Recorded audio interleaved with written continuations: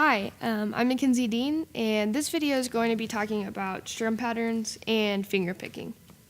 So probably the number one question that I get asked is, what is the strum pattern on X song, on a specific song? And that question is not as specific as you might think. Even if an acoustic guitar is playing something really specific on a recording, we might not want to play it that way live with a band. So a few tips and things to think about when it comes to rhythm and strum patterns.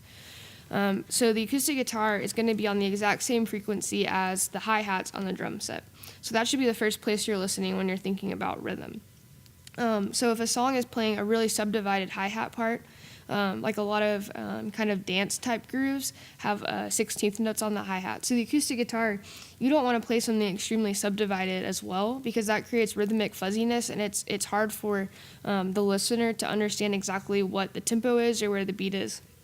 So in that situation, I would recommend playing less, playing quarter notes or eighth notes, something really simple for the ear to follow. But then there's other songs where maybe there's a lot of really open tom work that the drummer is doing, and they're not using the hi-hat or ride cymbals, which are going to cut into your frequencies. And that's a place where the acoustic guitar can really shine rhythmically. That's when one of those examples of the acoustic guitar being able to really drive and move a song along. And so in that case, I would play something pretty straight but more subdivided. Thinking about strum patterns in like a down, down, up, down, actually makes it a lot more complicated than it needs to be. If you're listening well and saying either there's space here I need to fill, or there's a lot going on and I need to lay back, that's going to be where you really find where you fit in the whole mix of the band.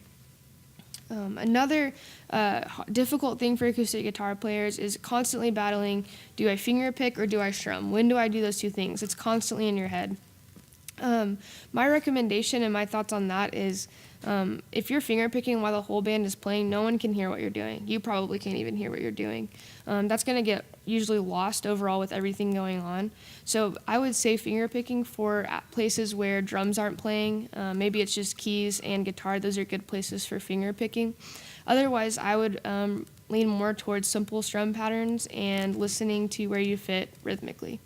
So overall, this encompasses how you can fill the aspects of both pitch and rhythm.